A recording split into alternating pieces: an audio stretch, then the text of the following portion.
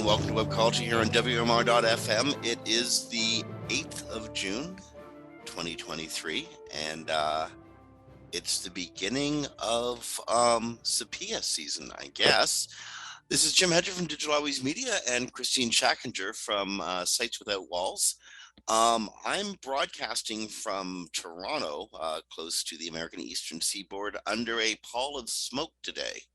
It's amazing. It looks like a scene from Blade Runner. It's literally orange outside. That's scary. It's terrifying. I've never, ever seen anything like this. And the weird thing is, we have wildfires every year. Like this isn't an unnormal occurrence. What is unnormal is the size, scope, and intensity of the wildfires burning across Northern Ontario, Northern Quebec, Northern Alberta, Saskatchewan, Manitoba, and British Columbia right now. Also in the maritime provinces, Nova Scotia and New Brunswick. Massive forest fires.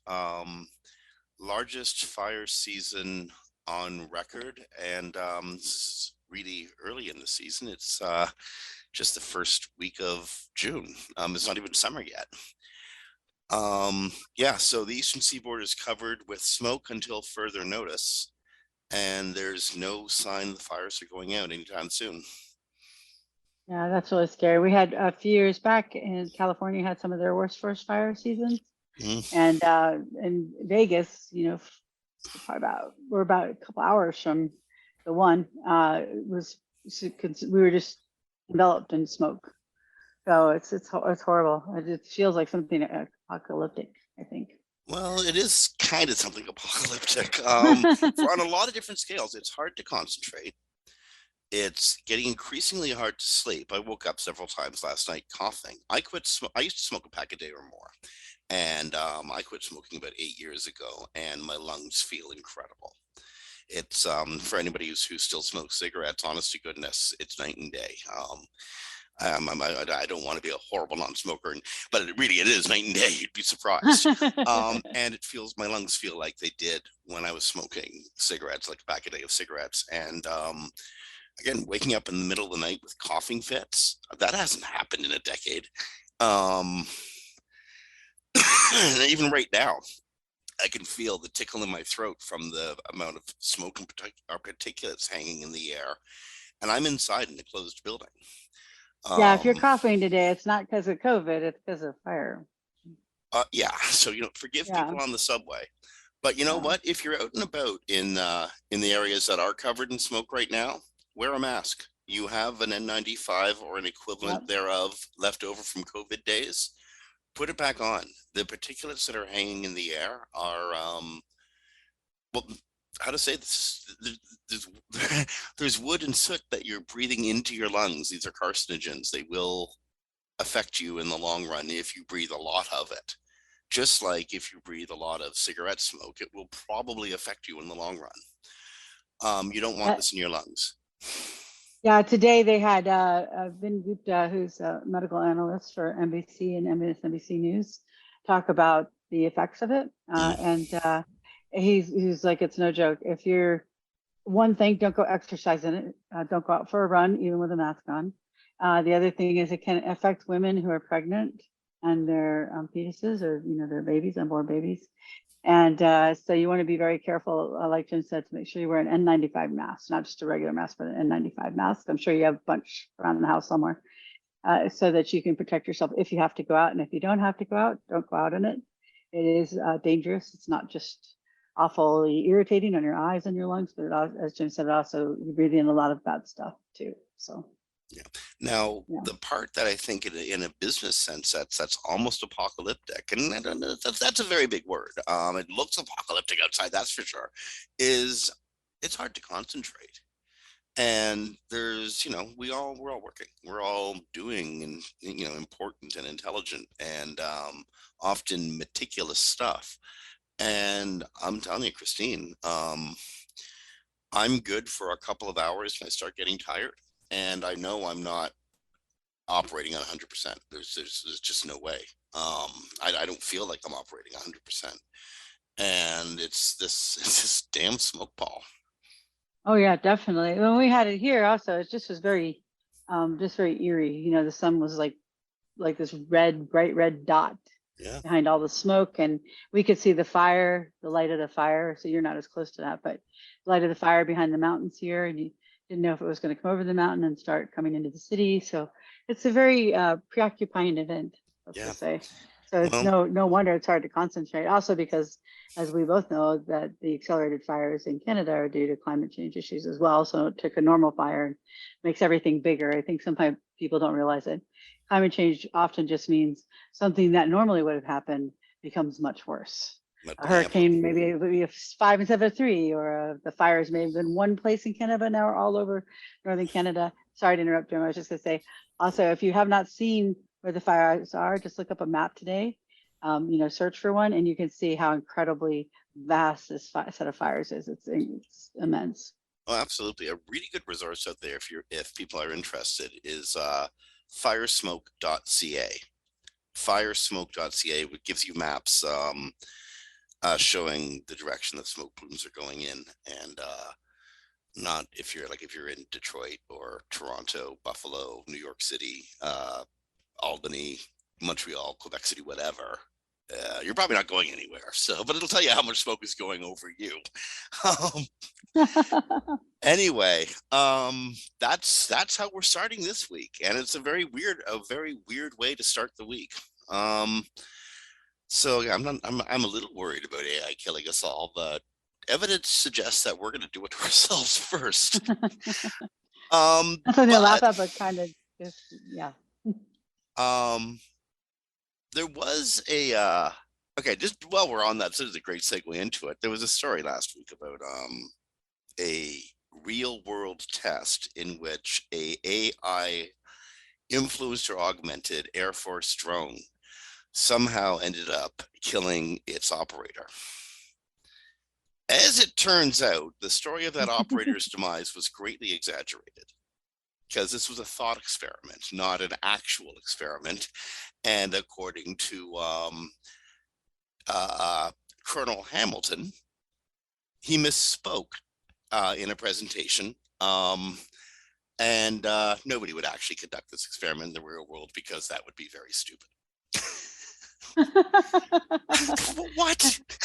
Yeah, even it kind of shows how difficult this stuff is, right? This colonel thought that this was a real thing, like a real simulation, as opposed to just a rogue AI drone simulation that was just a thought experiment.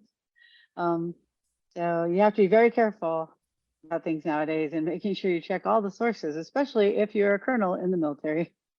Just phenomenal. I mean, this is fun. That's just phenomenal. Yeah. This is Yeah. a world where to again use Mark Twain as a quote, a lie circles around the world before the truth even has time to get its pants on. Yeah, because the representative in the House of Representatives, Adam Kinzinger, he had shared it and then he deleted it. But they didn't, you know, sometimes we all have done it. You know, you think something's real and then you share it and then you get told by a friend, you might want to take that down because that's not actually a thing. And you're like, oh no, I'm sorry. And you take it down. But he got caught in the same kind of thing. Yeah. But we just have to be more careful, much more careful now. In his weekly lament, CEO of OpenAI, Sam Altman, told the vice chairman of Times Internet in India, I'm sorry, told the vice chairman of Times Internet that something really bad could happen because of potential AI risks. Yeah. Sam, getting more and more explicit, said, "What I lose the most sleep about is the hypothetical idea that we have already done something really bad by launching ChatGPT." Now, yeah.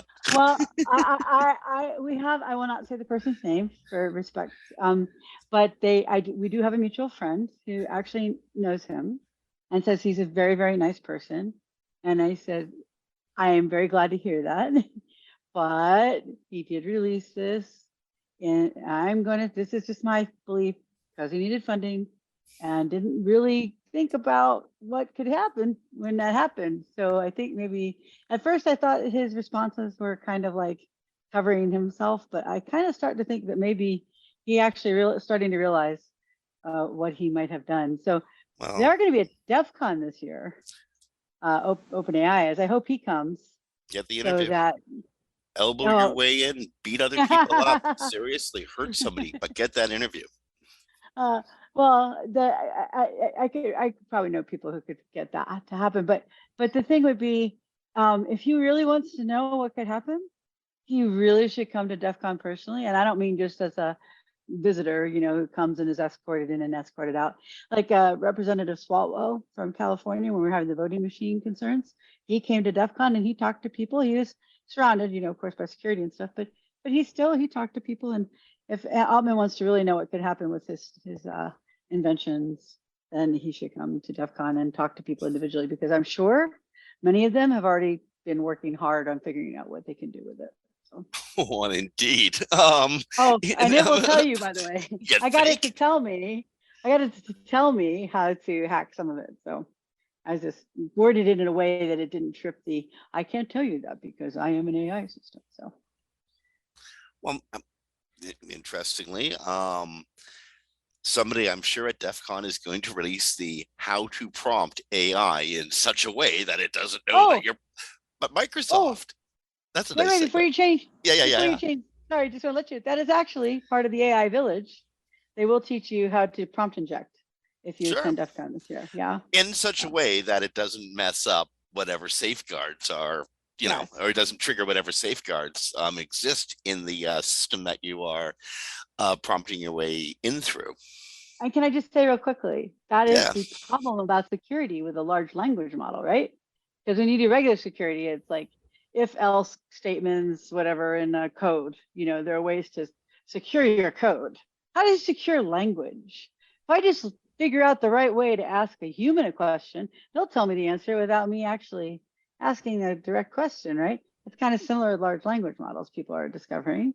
That you can get it to tell you stuff if you just know the right questions to ask, because it's a language model. So how do you protect against someone asking a question in a way that it'll answer? And I don't know that you can do that.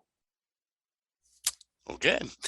Microsoft, given the costs of generative AI, and it costs a lot of money for AI to come up with an answer to any given thing, okay, how as SEOs, we always tell our clients, reduce payload.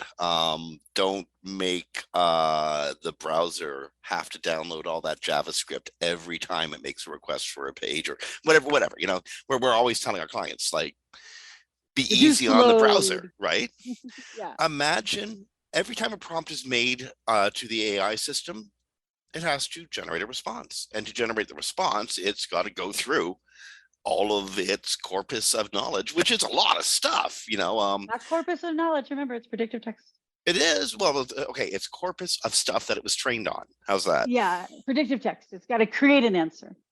Well, it does. And to do that, it has to review what it knows about that topic. About language. And to do that, it has to use a huge amount of computational energy. You know how many chats Microsoft has had since it started?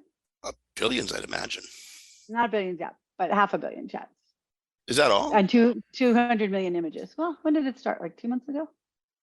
Oh, more than that, actually. This is June. 3 months? February. Like February. The year's half over. We're moving into quarter 3 in a couple of weeks.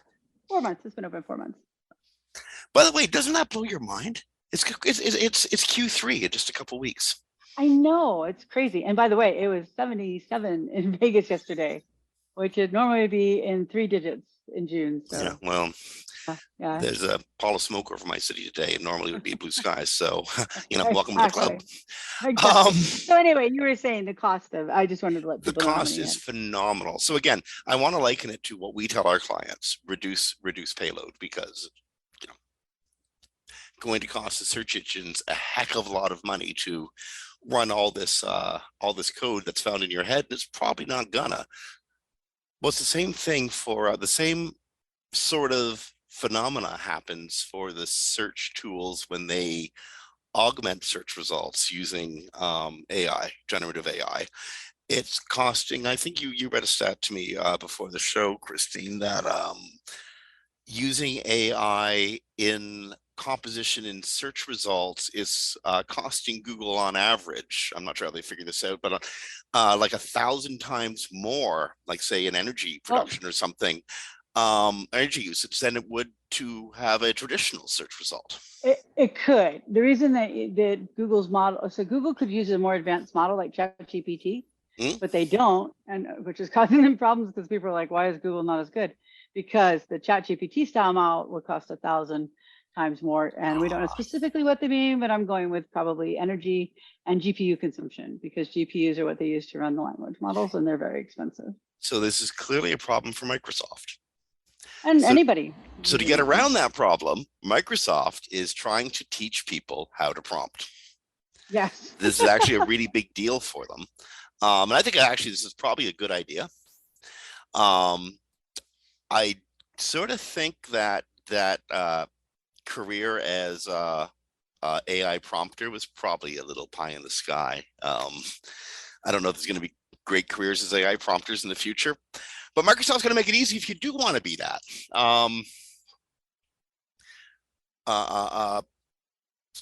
And hopefully it'll lead people to making not only better prompts, but if Microsoft can guide people to writing prompts in such a way that it can make generative AI a useful part of search.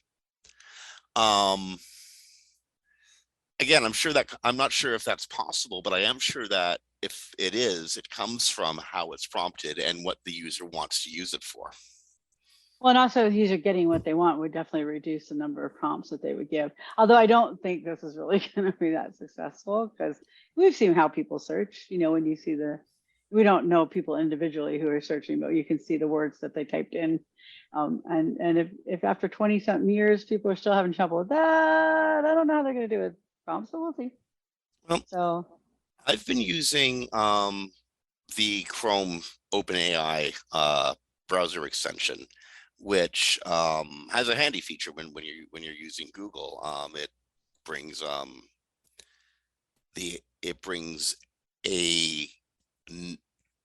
OpenAI to the Google search. It's not Bard. It's not what Google's offering up in its search experience. because you are blocked. Yeah, because I am blocked because my government is having a spat with Google at the moment. They're going to be restricting people's news access too very soon. It's very annoying. Oh, wow. That's Yeah. annoying. Yeah, I mean, like honest to goodness, if it has to go through you, but you're not letting me have it, how dare you? Another issue altogether. So every time, so again, Microsoft wants to teach you how to prompt properly. I've been finding it very useful, but you kind of gotta, how to say this?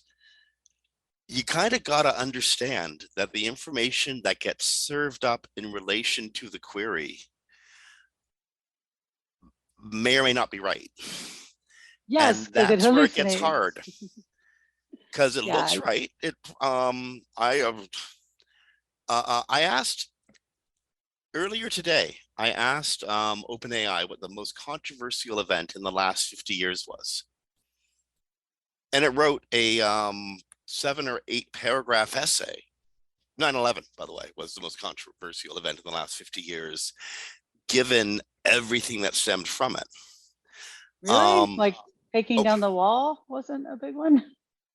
Yeah, 9/11 had a much bigger impact than the fall of the Soviet Union on the world. And anyway, it was a really thoughtful and well-written answer, extraordinarily well-written answer that had several factual errors in it. And again, I'm saying this was literally 7 to 9 paragraphs long, and the answer was brilliant.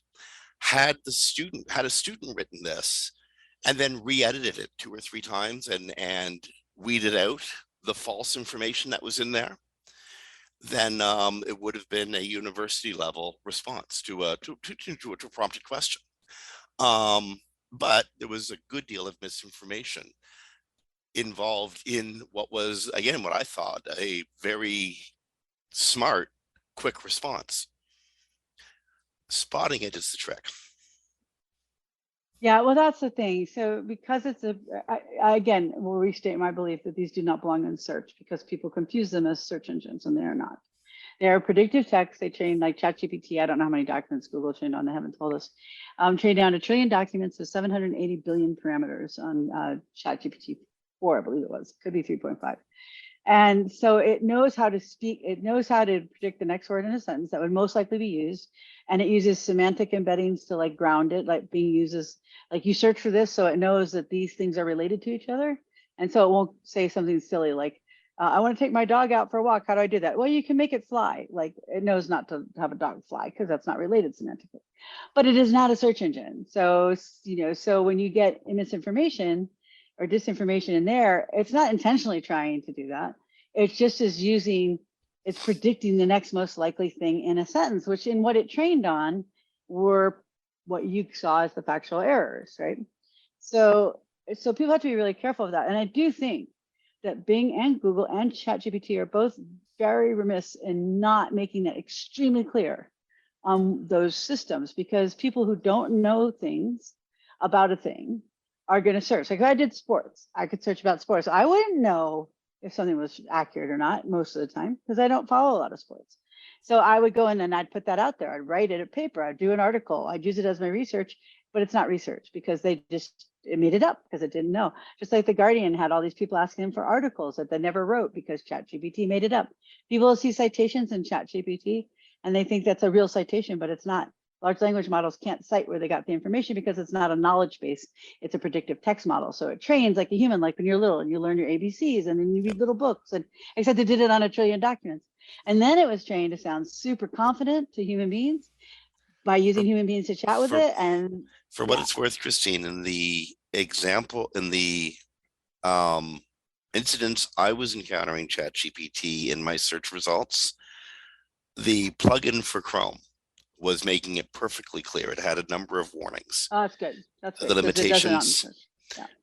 The fact that it often comes up with false information, and that it very likely cannot offer you any information on anything past some date in December 2001. Oh, I'm sorry, 2021. 2021. 21. Yeah, I think 9/11's on my mind. 2021. So it was.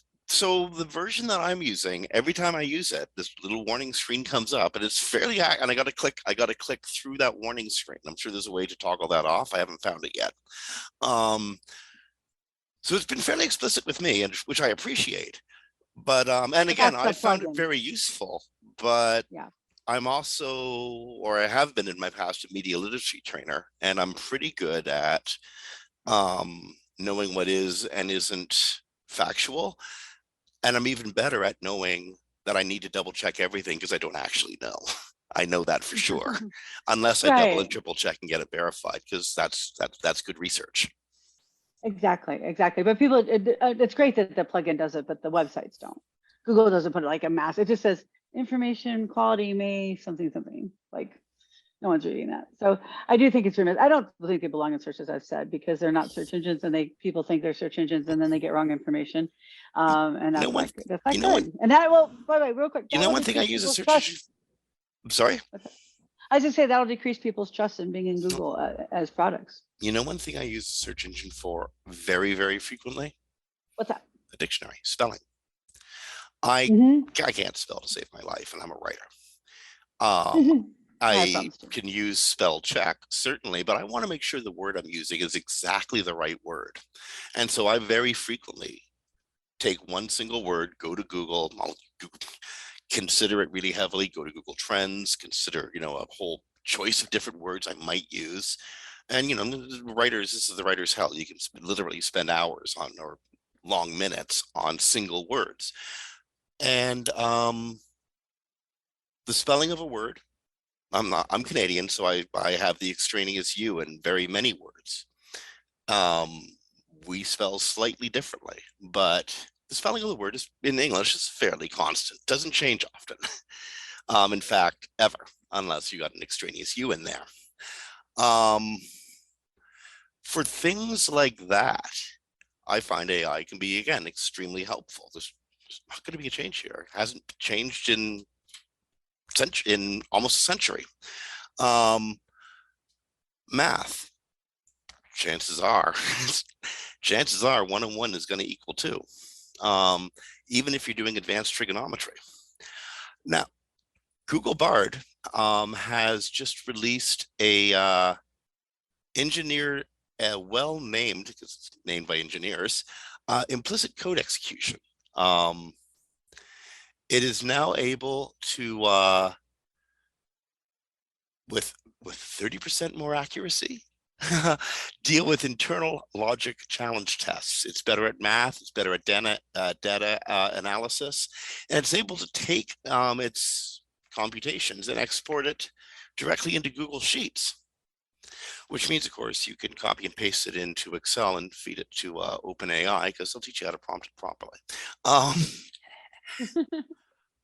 So again, I think there's a lot of useful applications, and as I was saying, math probably not going to change that much over time. Sure. As long as you're not inputting garbage, you should But, get good results out.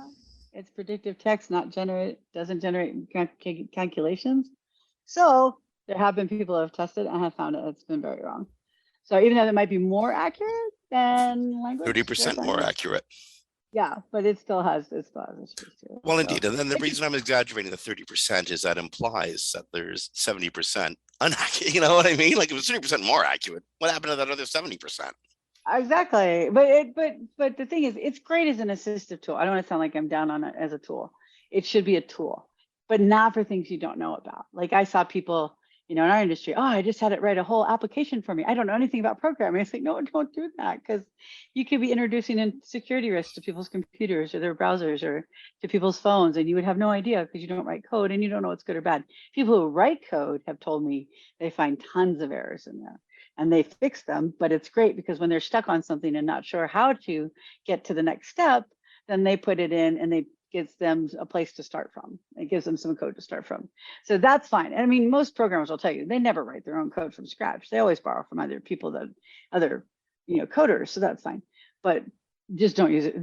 Rule of thumb, just don't use it for things you don't know, because if you don't know that it's giving you false information, then you'll do something with it that you probably don't want the blowback for.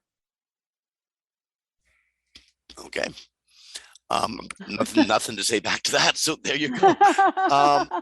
That is one of our last AI stories for the day. One more. What do we got? One more. Oh, okay. Yes, the fake AI from Bing to Google. I did not. Which is this one? I did not hear about this. You didn't hear about this one? Oh my gosh.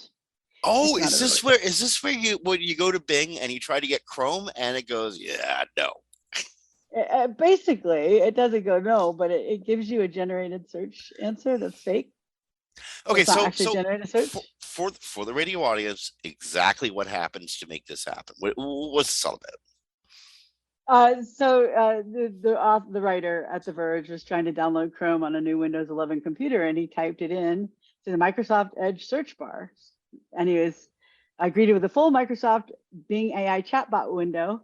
The chat search, and it promptly told me it was searching for Bing features, not Chrome, what he asked for. And then he said, I picked up my jaw off the floor and tried again. Same result every time, same exact text too. By the way, chat doesn't usually produce the same exact text every time. So this is clearly not Microsoft's GPT-4 powered chatbot at work. It's a completely canned interaction. And so what they do is they have a canned interaction that basically says, Bing, the search engine that does more than just search. And it's a whole basically half-page ad about why you should be using Bing and not Chrome. So when you search for Chrome on Edge, you will get that. That's so if you try to do what everybody does, you got your new computer. Yes. Your new computer doesn't have Chrome on it, but it very likely comes with Windows. And so if it's got Windows, it's got Edge. You go to Edge and you do what everyone does. You type in chrome.google.com, and it gives you a generated response saying, yeah, but you probably want to check me out instead. That's amazing. Didn't they once get in trouble for packing a whole bunch of stuff on, like this back in the 90s maybe, but then they get in a huge amount of trouble for forcing people to use only the applications that were on their Yeah. desktop. Yes, they did. They did. It's I think kind it of was in 2000 though. that's But kind of the same thing. you won't get the result because when the reporter contacted them, they removed Oh my it. God. So, Well, that's cheeky. yeah, after he published it, I'm sorry, I'm not contacted, but published it. It was turned off moments after the story was published. Is the update on the story. So I thought that was kind of funny. Speaking of stuff that should have been turned off moments after it was published. Okay, this one actually, you know what? I tried to make a jokey intro to this, but there's no way to make a joke about this or a jokey intro. Instagram is hopefully doing its very best to stop a problem that it seemingly allowed knowingly to evolve and continue. Instagram's algorithms have been openly and knowingly used by pedophiles to network and hook themselves up with each other. Moreover, Instagram demonstrably understood this was happening because it published warnings that the material being sought might be of a sexual nature involving children. Yeah. And it allowed people to prompt to either continue to see the information or not see the information, which suggests quite strongly that Instagram was absolutely aware of the material that this network of searchers that it helped create and ferment. So this is how Meta's interest-based algorithms work. So yeah, this got published today. I don't even know what to make of this, Kristine. It's just stunning. Well, I think the stunning part about it is and this is an investigation by Wall Street Journal, Stanford University, and University of Massachusetts at Amherst. Not exactly, Yeah, these aren't lightweights. These are people who yeah, care about that's the word I was information. looking for. That's the word I was looking for. Yeah, that they in quotes, the algorithms not only host but promote a vast pedophilia network that advertises illegal child sex material. Advertises illegal child sex material. What the heck? Yeah, and its algorithms promote them. Instagram connects pedophiles and guides them to connect content sellers via a recommendation system that excel at linking those who share niche interests. The joint investigation by WSJ and the academic researchers found that with their testing. So I don't know what you say that. I mean, some of the hashtags they use. Pardon me for repeating these, but I think it's for emphasis of Indeed. It wasn't that hidden. One of the hashtags was preteen sex. So, like, why would you allow that hashtag on your system, right? Because as we know, Facebook has moderators, right? And they see horrible, awful stuff every day, and they flag it and they remove it from the system. So this isn't just not them, their algorithms going haywire or not understanding. Their algorithms actively promoting this. Why wasn't anybody Instagram or Facebook monitoring this? How did they not see this was happening? It wasn't like a one-time thing. This was vast networks of. Indeed, my first reaction to this story is, well, algorithms will do what algorithms will do. And then I actually looked at the story, and Facebook was aware. Or no, sorry, Meta was aware. They have to have been. Yeah, and they said that Meta stated in January alone it removed 490,000 accounts that violated its child safety regulations and 27 pedophile networks in the last 2 years. So it's not that it hasn't done anything, but still, was there? I mean, that's at Meta. Maybe they weren't monitoring Instagram very well. I don't know. Maybe they fired a lot of people, laid off a lot of people last year. Laid off is a nice word for being fired. Maybe they removed a lot of their moderation teams. I don't know, but someone obviously was asleep at the wheel because, yeah. This is a very real story as much as I'd like it not to be. The only way to really police pedophilia on the internet is user complaints. If you see it, call somebody. If you're in Canada or even in the United States, you can call the OPP, the Ontario Provincial Police. They have a specific child sex crimes unit set up looking for kiddie porn. They're one of the leading organizations in the world going after child porn. If you don't want to call a Canadian police service, call the FBI. But if you see it, honestly, say something. Every image that involves children sexually is some child that was raped. It's unacceptable is too weak a word, but it Yeah, is up to us as internet users to take responsibility for what we see. yeah, definitely. And it's not just the Instagram problem. We also found accounts offering to sell child sex abuse material on Twitter. So it's anywhere that you see it. But you report it obviously to the social network if you see anything hinting of that. It doesn't have to be you saw a horrible image. It could just be you can tell that people are interacting in that way. But also then report it to your government. In our case, the United States, it's the FBI. They have a special division for that. You can go to their website and find out where you can make the reports. You can call it in or put in a form anonymously. Or as Jim said, he just gave you details in Ontario. So you can call the RCMP if you're in other provinces, but honest to goodness, the Ontario Provincial Police would love to hear from you on this. And again, this is something that Meta should be doing themselves, and yeah, I because it expect that they will promoted them. be. Yeah. Well, In they the could. They just future. developed. Yeah. I'm sorry. Sorry, I didn't mean to talk over you. I was just going to say they did in their response to this. They have put together a task force to go through it and to figure it out what's going on and why they weren't catching it. My guess is though that they're understaffed in that department, and those people are probably way underpaid to do what they do.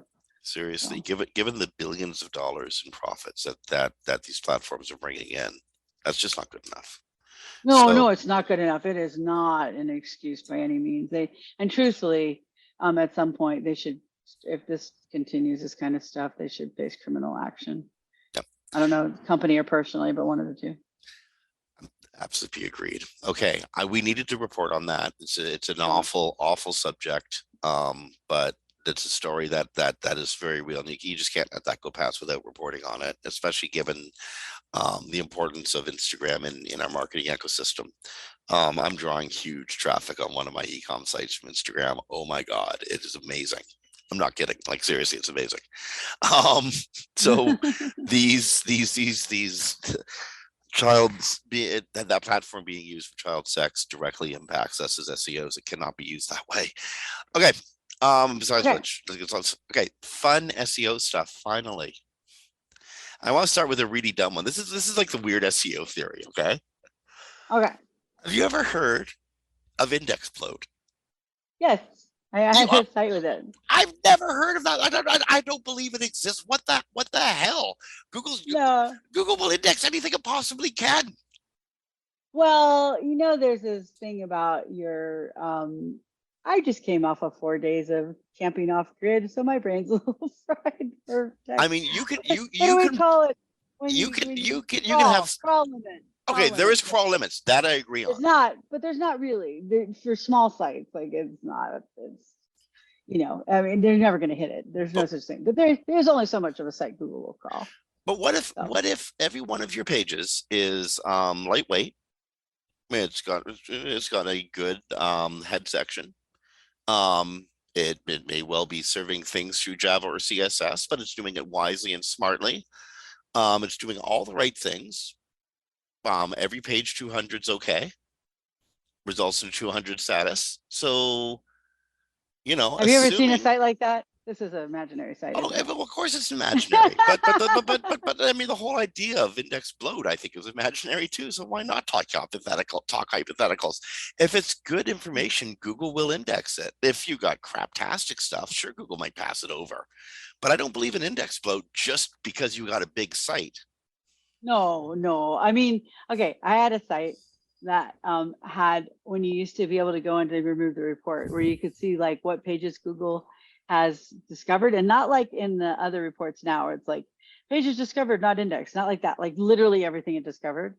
I looked at my client site and it was 2 billion.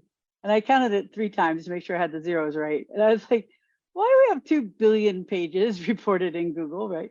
And they had a faceted nav leak. And so every time Google, and a dynamic site that created pages, so every time Google hit something in the menu, it created a new page for it. And it's like, hey, blue sock, size 8, rayon, blah, blah, blah, all the filters, all became I a hate search, that. Oh my goodness. that Yeah. became a search result. And they only had 2 million products.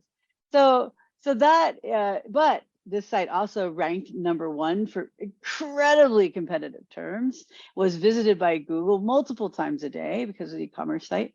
So it's a myth. What John said is, there's no such concept of index bloat. He said Google systems don't artificially limit the number of pages indexed per site, and they don't. And like you said, if you have good content, they will crawl it. But there's also the truth that if you have a lot of pages that are like, the content's not that great, or it's just mediocre, they're just probably going to ignore it. So that's the stuff you see in your search console where it's like discovered, but not indexing. It's Yeah. like, because we don't have any need for your content, this content. So, but yeah, there's no real limit. John was saying it's not like we get to 1,000 pages and we're done. So there's no such thing. Yeah. That was from the weird SEO file theory. I've never heard of Index Bloat before. I've been doing this as long as you have. I've never heard that. I know I can tell you. Again, like we both seen recently what happens when you have like way too much crap in your head. Like, yeah, you don't go to the right Facebook groups. I'll send you to the right Facebook group where you'll see that mentioned. But it might frustrate you and ruin your day, so you may not want to go there. Well, indeed, I've stopped arguing SEO with people on Facebook for the good of my health, because yes, exactly. I don't, you know what? I don't need to be right on Facebook. I really don't. It's Facebook. Like, well, it's Facebook. Anybody who knows me, there are things I will tell people about because it harms clients. And that's the stuff I will speak about. But if you have a theory of index bloat, whatever, it's fine. I'll just let you think that's real. By the way, if you want to go harm clients, make sure they know my name. Harm them as much as you want afterwards, because I'm going to pick up your pieces and make good money for it. Exactly. That's what I do. I rescue sites. Indeed. I'm a site rescuer. Okay, rescue this. There's a MailChimp is reporting a Gmail glitch that is sending a lot of its newsletters, like MailChimp specifically, which are probably the most well-used mass mail system on the internet. If you use MailChimp, chances are your email, newsletter, or communication is ending up in someone's spam folder by default, but because of a glitch at Google that both MailChimp and Google are aware of. But can't fix yet. Yet.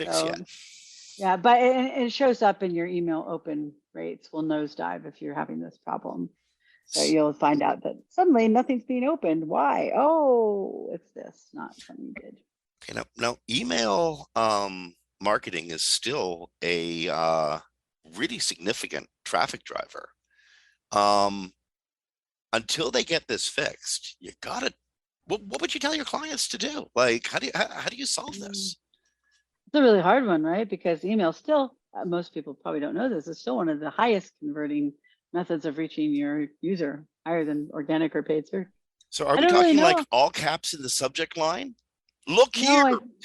No, because they're not going to see it. In fact, MailChimp even said it's outside their own system. This is happening. It's not happening in their platform, so they don't know how to fix it. I would say you might have to use an alternative company for a while and test and see if you get results. You may, go back to MailChimp for sure, because you have your history and everything set up there. But you have some important email campaigns and you're really relying on that money, you might try an alternative for the meantime, because it's a MailChimp problem. It's not like every email system.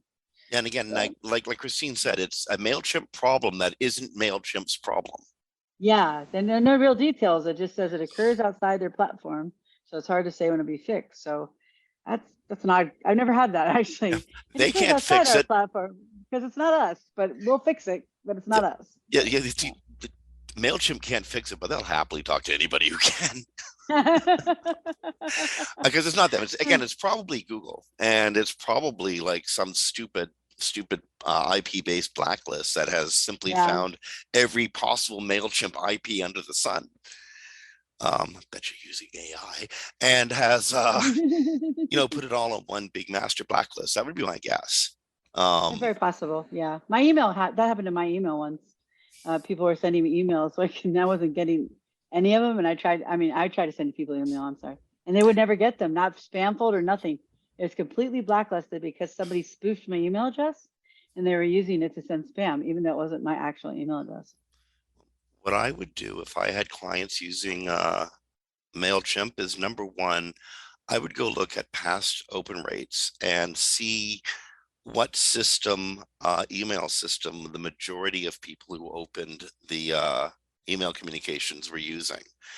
Chances are it's going to be something like Gmail.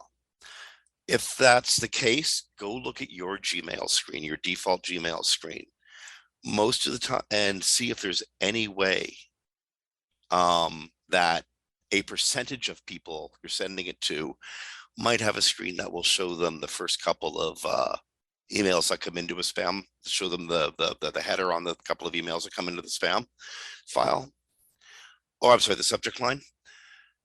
And then you might capture some fraction of your previous open rates. But like Kristine said, probably your best bet is temporarily using another email system.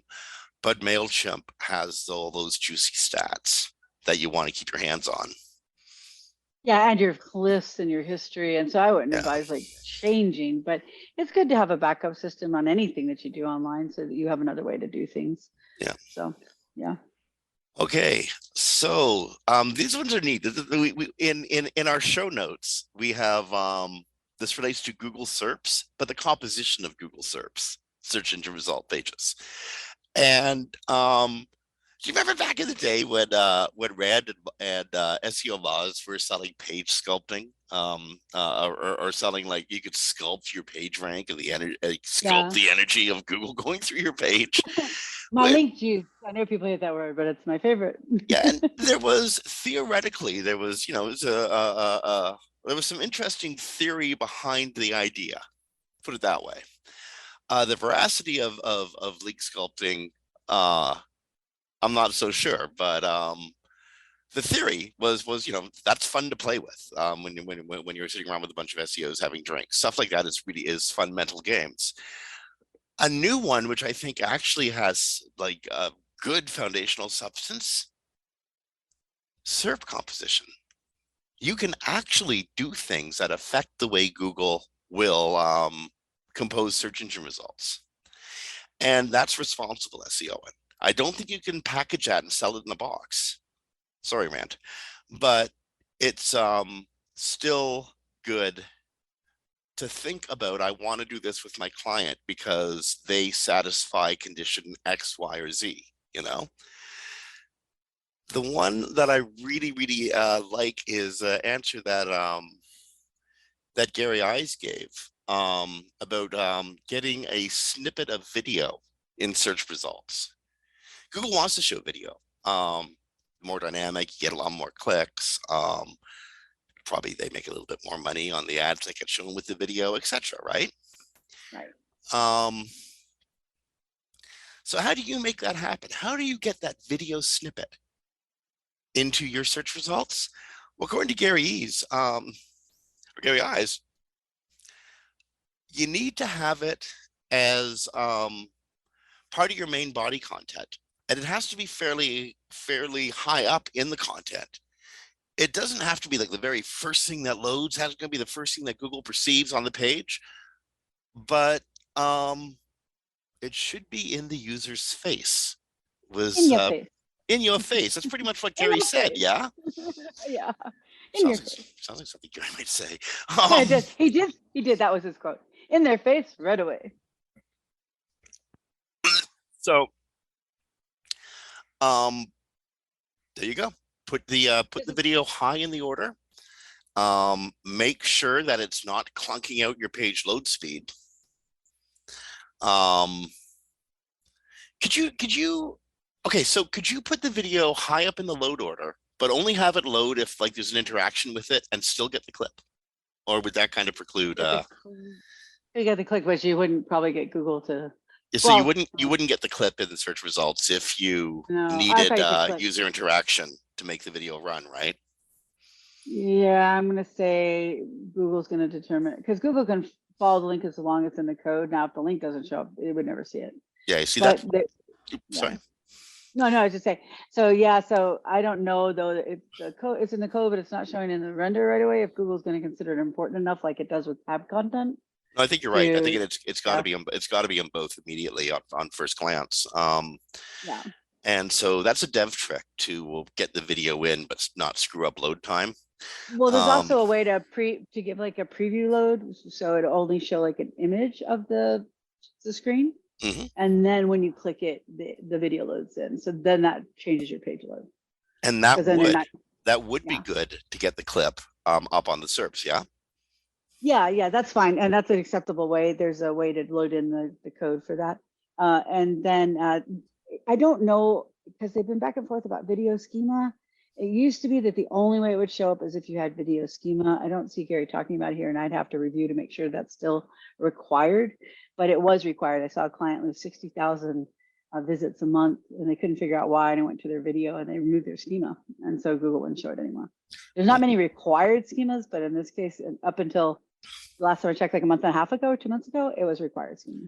I don't know if it's required to get the snippet in the search result, but if it involves schema, assume it's required because you're informing more than just, a schema has more roles than just this one snippet. Like getting a video snippet in the SERP, schema's got so many informative roles, especially in a world moving into AI augmented search. It's got to learn. It's got to learn. I'm sorry. It has to be fed rather than learn because there's just so much information search engines are dealing with now. True. You want to give it rather than assume it's going to discover, is what I'm trying to say. And also it's clarification for the search engines. They don't have to try to figure out what your content is about if you told them what it is about. Yeah. Like your recipe, they don't have to try to figure out where's the instructions, where's the heating, where's the timing, if you put all that in there, then Google knows it is that. And then it also uses that with the knowledge graph and the semantic relationships. So, but do make sure you put the video schema in, because even if it's not still required, I can't remember. I don't know, because I saw a little kerfuffle online about something with video schema again recently and hadn't had a chance to get into it. You definitely want to put it in just to make it, Google will automatically know that it's video and it's video U1 index. So. Okay.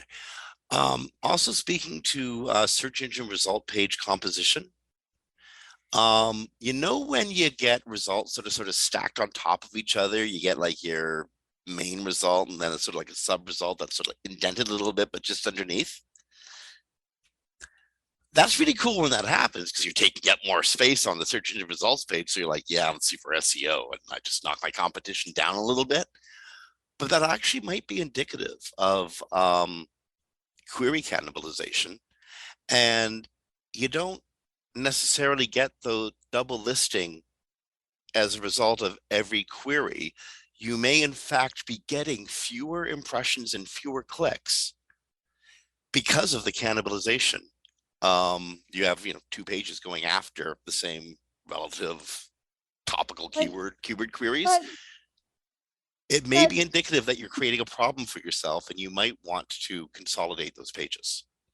It may be, although I rarely see it as actually not being different actual intents. But I love what this comment, and I can't, it's like a weird comment name, and one LSS on Search Engine Roundtable story of this. He said it perfectly. Oh yes, I definitely want less screen real estate in an already overcrowded SERP. I think that pretty much summarizes what most SEOs will think. But again, this is all situational. There's in SEO, what's the greatest SEO answer of all time? It depends. So much. Because there's no one answer will fit every scenario. So in some scenarios, yeah, the more real estate you take on the search engine results page, the better. In other scenarios, you might actually get more impressions and more clicks if you were more specific your terms. You might get more impressions from that one page. You know what I mean? It might come up more frequently. But I think it's a good suggestion to review your content, make sure you're not cannibalizing the content, like you don't have too thin Absolutely. pages. But I just did a search for, like, while we were talking, video schema that Google requires, Mhm. and I got an indented result. Which was And helpful. yes, which I got on the knowledge graph items video structured data, because both of them are about video and structured data. But one is about how to get videos in search, and the other is about learning how to do structured data in video. So they're not the same by any means. And so usually when I see an indented result, actually they're not the same. They just have similar queries related to them, but they're actually very different pages. So I don't know that you're losing anything by having the indented there, because yeah, no, I don't need that on this search, but sometimes the indented one is like a refined version of the top one. So. Oh, indeed. This is one of those things you want to look at and test. I have a story which would probably take about 5 minutes to tell in total. But it was a really cool exploration, and that was prompted by doing just regular stat reporting out of Search Console yesterday. Noticed a page that had dropped impressions, cut in half over a year's time. I'm sorry, a website. Impressions cut over in half in a year's time. It all stemmed back to one craptastic page that was introduced about a year ago. We're talking like tens of thousands of impressions gone because of one page. This page cannibalizing off of a very similar page. They both lost everything. Cool to see. Now I know how to fix. But in these scenarios happen. They do. 6 H1s. I think it was like 17 H2s or something like that. They've totally disorganized what was otherwise amazingly good information. Yeah, organization is key. You know, people sometimes don't realize one of the best things you can do to a website to make it do well in Google is just clarification and clarity. So your URL structure, make it clear. Your topical structure, make it clear. Make your pages clear on one topic, not multiple topics, unless it's like the group landing page, sub page. So the clearer you specify things on your site, the easier Google can understand what your site's about and what you want it to rank, and the better the site's generally do. There is a long-term SEO argument about whether pages close to the root, close to the as close to the index page, the home page as possible, have a better chance of ranking than pages down a level or two in the website hierarchy. Now, I fall on the latter camp. I strongly believe in website hierarchy. I think that helps clarify the importance of pages and where Google should look for specific topical information. It makes it so much easier for Google, Bing, and other search tools. But almost every page you see out there right now with multiple products puts the products right at the root. It's a long-term argument, which we'll probably have several times in the future. But we've gone full clock. We can't actually have that argument right now because we're at the end of the show. Darn it. I know. Well, you know what? It sneaks up on you, doesn't it? It does. Well, I'm going to run a little experiment on that. So about 2-3 months, we can come back to that one. I'll tell you the results. Well, yeah, you'll be able to tell us the results of this specific instance, but we'll end up looking at it and go, yeah, well, that depends. Yeah, it always depends. Life depends. No, but you know what? I wish we could run experiment after experiment after experiment after experiment, because once you get a bulk of evidence one way or the other, that depends starts to lose a lot of its luster, eh? It does. Actually, the more experience you get, the more you go, it doesn't really depend. I know the answer to that one. Yeah. But in SEO, every case depends, yeah, because there's so many bricks in the Jenga puzzle. Yeah, so many variables. I mean, trying to explain to somebody that Core Web Vitals, you could do the exact same page test on the exact same platform, GT metrics, page speed, and say whatever. Test the same page 3 times in 15-minute intervals, and you'll get slightly different results each time. Sure. Just the nature of the beast. Yeah, because the internet connections aren't 100% all the time. latencies and all sorts of things come into. Which again is why you should report from stuff like that. If you're giving people a solid number, probably report it from Search Console, because just because that's something that Google says this is our number. But that's only 75% of your actual visitors on their speed. So just for the technical SEO side, I tell them to develop to the Google spec of a slow 4G Nexus 5X and test it there. Because once it works there at the right speeds for all the CWVs, then it'll work everywhere. And they won't have to worry about changing the user base, changing their CWV scores. Although some of that's going away, so it won't matter. So. Okay, folks, on that, we have actually really gone around 4 o'clock and then some. So on behalf of Kristine Schackinger from Sites Without Walls, this is Jim Hedger from Digital Always Media. You've been listening to Webcology, recorded live to podcast on the 8th of June, 2023. Summer's almost here, so get out and enjoy yourself. And if you do get out and enjoy yourself and you're in the Northeast, wear an N95 mask. You don't want to be breathing that stuff in. Stay well, stay safe, be kind to each other. Have pride in your work and your society. And on Kristine and I will talk to you next week. Bye, everyone.